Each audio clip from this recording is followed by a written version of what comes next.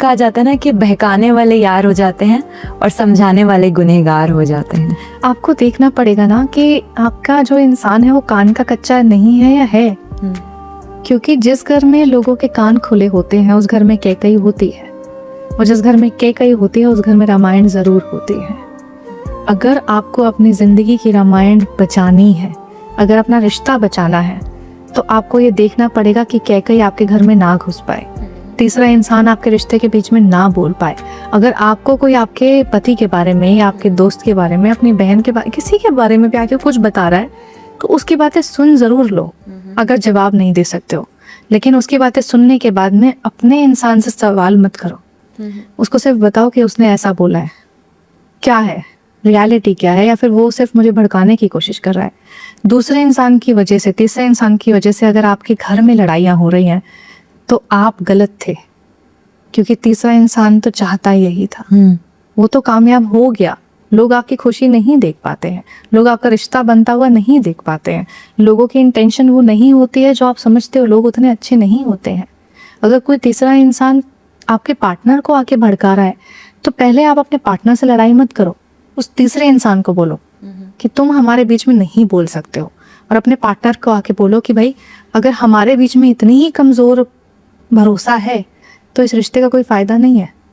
ये बातें पहले होनी चाहिए कि हमारे बीच में कौन कितना बोल सकता है। इसलिए मैंने बोला कि इंटरफेरेंस जानो लोगों का, इंटरफेरेंस देखो लोगों का, इंटरफेरेंस रोको। किसी तीसरे इंसान को हम दोनों के बीच में बोलने का अधिकार नहीं होना चाहिए। कोई अगर बोलेगा तो सबसे पहले उसको तमाचा पड़ेगा, और फिर मैं अपने पति के साथ बैठ के, अपने पार्टनर के साथ बैठ के सिर्फ मुस्कुराऊंगी, क्योंकि उनकी एक और कोशिश नाकामयाब हुई हमें तोड़ने की। खुद को इतना मजबूत बनाना पड़ेगा, अपने रिश्ते को इतना मजबूत बनाना पड़ेगा, अपने पार्टनर को इतना भरोसा दिलाना पड़ेगा। एक जॉन एलिया साहब का शेर है लवली जी, कि कहते हैं कि मैं पैरों पे सर रखकर भी मना लूंगा तुम्हें, पर शर्त ये है कि मेरे झुकने पर तुम्हें गुरूर नहीं मोहब्बत महसूस हो। और इसी में ही एक चीज है जो कि आजकल हर रिश्ते में है, वो है ईगो प्रॉब्लम। ईगो प्रॉब्लम बहुत ज्यादा है कि तू मेरे से नीचे है, मैं तेरे से ऊपर। अपने आप को बढ़ाने की, दिखाने की कोशिश की जाती है रिश्ते में, जो कि एक गलत चीज है। तो आप उसके बारे में क्या कहती हैं? अना की किसी भी रिश्ते में, किसी भी मोहब्बत में ज़रूरत नहीं होती है। ज़रूरत क्या, उसकी जगह ही नहीं होती है। प्यार बराबरी देता है, प्यार इज्जत देता है, प्यार आपका साथ निभाता है। जब आप उसके सामने नहीं हो तब भी निभाएगा, जब आप उसके साथ खड़े हो तब भी निभाएगा। प्यार आपको ऊपर उठाता है, नीचे नहीं गिराता है। और अगर कोई प्यार आपको गुरूर दे, अच्छा है, लेकिन आपको मगरूर करे, वो गलत है। आप दुनिया के सामने सर उठा के जियो, अच्छा है, लेकिन अपने प्रेमी के साथ में, अपने पार्टनर के साथ में, अपने उस मोहब्बत के रिश्ते में गुरूर दिखाओ, वो गलत है। अना नहीं होनी चाहिए। अभी ना एक ना रिश्ते में एक चीज कही जाती है कि, और जीवन में भी, कि ना बोलना बहुत जरूरी है। तो वो जो ना की अहमियत है वो किस तरह बयां करेंगे? ना बिल्कुल ज़रूरी है।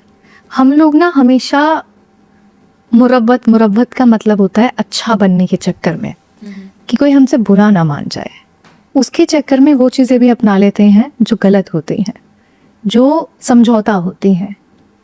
कॉम्प्रोमाइज़ कहीं जगह पे ठीक होते हैं, एडजस्टमेंट कई जगह पे ठीक होती है, लेकिन हमेशा नहीं होती है। आपको ना बोलना पड़ेगा। कोई चीज़ बुरी लग रही है, बोलो। कोई चीज़ नहीं चाहिए, बोलो। अगर मैं आपको, आप वेजिटेरियन हो, नॉनवेज अगर मैं आपको दूं, ना बोलोगे ना, आप नहीं सोचोगे कि मैं बुरा मानूंगी या अच्छा मानूंगी। लेकिन अगर मैं आपके ऊपर इज्जत की बात करूं, मैं आपके ऊपर हाथ उठाऊं, आप ना नहीं बोलोगी। मैं आपको गाली दूं, आप ना नहीं बोलोगी। मजाक करूं, लिमिट के बाहर मजाक करूं, दायरे के बाहर जाके मजाक करो, आप नहीं बोलोगी। क्यों? क्योंकि लगेगा कि रिश्ता खत्म हो सकता है, दोस्ती खत्म हो सकती है, इंसान बुरा मान सकता है। अगर हम पहले ही दायरे तय कर देंगे तो लोग उनको नहीं लागेंगे। पहले ही ना बोलना सीख जाएंगे तो लोग हमारी हाँ की कद्र करेंगे। जब तक आपकी ना नहीं होगी, लोग आपकी हाँ की वैल्यू नहीं करते हैं। लोगों को लगता है कि आप इजीली एक्सेसिबल हो, आपको आसानी से मनाया जा सकता है, आपको आसानी से किसी भी चीज़ के लिए तैयार किया जा सकता है। आप कहीं भी आ सकते हो, कहीं भी जा सकते हो, आपसे कुछ भी बोला जा सकता है, कैसा भी मजाक किया जा सकता है, कितना भी भद्दी बात बोली जा सकती है। क्यों? क्योंकि आप ना नहीं बोलोगे। आपकी आंखों में हमेशा लोगों के सामने, लोगों के अंदर एक डर दिखना चाहिए। लोग आपसे डरने चाहिए कुछ भी बोलने से पहले। इसका मतलब ये नहीं होगा कि आप घमंडी हो, इसका मतलब ये हुआ कि आप अपनी इज्जत करना और करवाना जानते हो। ना बोलना सीखो, नहीं मुझे ये नहीं चाहिए। हम अक्सर रेस्टोरेंट्स में जाते हैं, बोलते कुछ भी मंगा लो, फिर बाद में बोलते यार ये मेरे को नहीं खाना। पहले क्यों नहीं बोला? जो पसंद है बोलो, नहीं पसंद है मत बोलो। हम लोग यही सोचते हैं, नहीं पसंद है ना बोलो। हम ना कहना जानते हैं कि ठीक है छोड़ देते हैं। मुरब्बत में जीना जानते हैं। मुरब्बत में अक्सर इंसान अपनी कदर खो बैठता है। अब ना लवली जी, आज हमने इतनी सारी कॉन्वर्जेशन करी, हम हमेशा इतनी बातें करते हैं। इन्हीं सभी बातों में ना मैं आज चाहती हूँ आप ऑडियंस को लाइफ के 3 गोल्डन रूल्स बता दीजिए कि yes you have, if you will follow these 3 golden rules then you will achieve something in your life. किसी के लिए रोना नहीं है, किसी के लिए गिड़गिड़ाना नहीं है, और किसी के ऊपर आंख बंद करके भरोसा नहीं करना है। जिंदगी में जो करना है करो, लेकिन रिश्ता बचाने के लिए रोना नहीं, उसको अपनी जिंदगी में रखने के लिए गिड़गिड़ाना नहीं। और अगर प्यार करते हो तो आंखें खुली करके प्यार करना है। किसी भी डील में आते हो, बिजनेस डील में आते हो, काम के किसी भी तरीके की जिंदगी में आप फैसले लेते हो, आंख बंद करके भरोसा नहीं करना है, आंख खोल के भरोसा करना है। क्योंकि जब आप आंख बंद करके भरोसा करते हो तो लोग अक्सर समझते हैं कि आप अंधे हो। अंधा नहीं बनना है किसी भी चीज के पीछे। ना बोलना सीखना है, चुप रहना सीखना है। दोनों की अहमियत अपनी जगह पे होती है। कई बार चुप रहना, मौन रहना आपको बहुत सुकून देता है, लेकिन कई बार चुप रहना जब आपको स्वीकार ना पड़ जाए, जब आपको लगे कि मेरे पास इसके अलावा कोई और रास्ता नहीं है, वो आपको मार देता है। तो मौन चुनो, कहाँ चुनना है वो चुनो, कहाँ बोलना है वो चुनो, कहाँ किसके सामने हंसना है वो चुनो, किसके सामने बस बैठना है वो चुनो। अपने कंधे सोच समझ के चुनना, किसके सामने रोना है वो चुनना।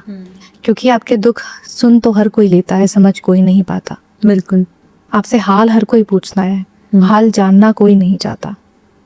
लोगों को अपनी जिंदगी में सोच समझ के लाना, लोगों को अपनी जिंदगी में सोच समझ के रखना। जो आपकी कदर नहीं कर रहा है उसको जाने देना, जो आपकी इज्जत नहीं कर रहा है उसको जाने देना। जो आपको आप समझ के रखता है, जो आपको बढ़ाता है, ऊपर उठाता है, जो आपके लिए तालियां बजाता है, जो आपकी तारीफ करता है, उनको रखो। ये जो मुर्दे फूल होते हैं ना, हम उन लोगों को पानी देते हैं।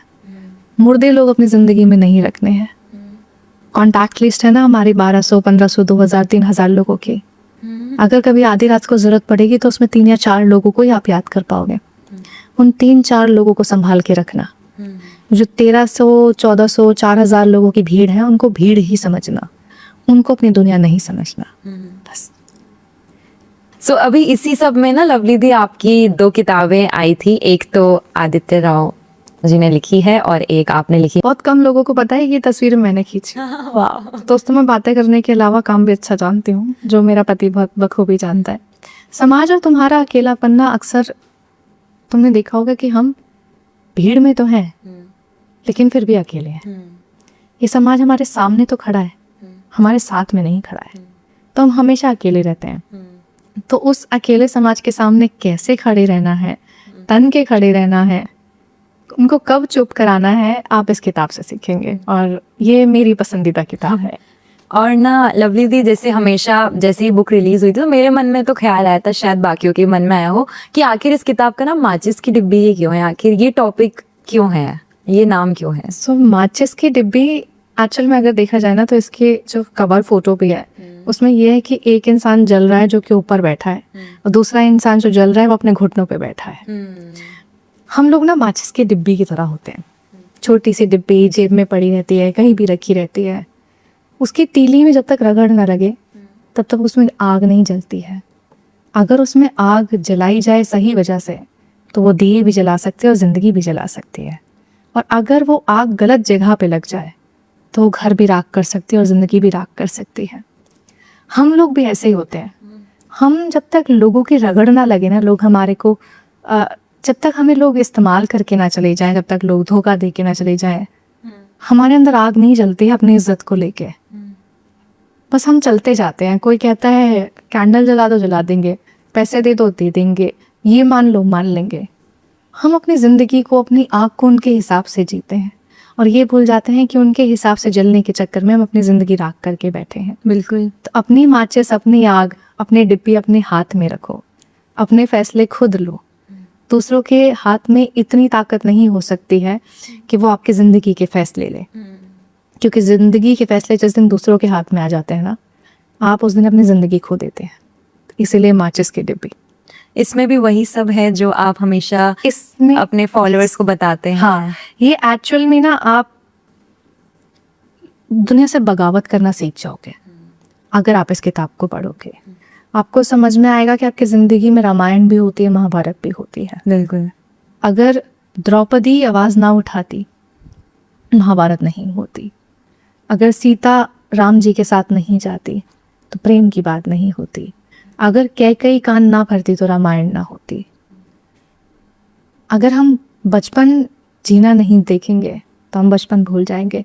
इसमें हर वो बात मैंने अपने मन की लिखी हुई है जो मैं चाहती हूँ लोग समझें, और समझ के अपने बारे में बस एक बार ये सवाल करें कि क्या मैंने भी कभी गलत किया है? क्या मैंने कभी सोचा है कि मैं काफ़ी नहीं हूँ, मैं गलत कर रहा हूँ? क्या मैं लोगों के लिए जितना कर रहा हूँ वो कम पड़ रहा है? क्योंकि ये सारे सवाल गलत होते हैं। तो इसको पढ़ो, फिर समझ आ जाए। डेफिनेटली ज़रूर हम पढ़ेंगे। मैं रिकमेंड भी करूँगी कि जिन्होंने भी, जो भी लवली शर्मा को फॉलो करते हैं, जो भी पॉडकास्ट देख रहे हैं, डेफिनेटली आप ये बुक लीजिए। अमेजोन पे बेस्ट सेलर चल रही हो, must buy this book. Thank you Rishika. Okay दी, तो बहुत अच्छा लगा आपसे बात करके। Any one last message you want to give on Rishika podcast? आप दूसरी बार आ रही हैं, कैसा लग रहा है आपको? मुझे बहुत अच्छा लग रहा है। इसमें ना मैं सिर्फ एक ही बात कहना चाहूँगी कि ज़रूरी नहीं है कि कुछ गलत करने के बाद ही आपको तकलीफ़ मिले। कई बार हद से अच्छा होने की भी आपको कीमत चुकानी पड़ जाती है। अच्छा बनने की कोशिश मत करो, लोगों के लिए अच्छा बनने की कोशिश मत करो। हम अपनी ज़िंदगी निकाल देते हैं अच्छी बेटी, अच्छी प्रेमिका, अच्छी बहन, अच्छा भाई, अच्छा पति, अच्छा दोस्त बनने के चक्कर में। अच्छा इंसान बनो। जब लगे कि लोग गलत कर रहे हैं तो पीछे हट जाओ। जब लोग अच्छा कर रहे हैं तो उनका साथ दो, उनकी तारीफ करो। बस हद से ज़्यादा अच्छे मत बनो। लोग इस्तेमाल ना करें आपका, बस इतना देख लेना।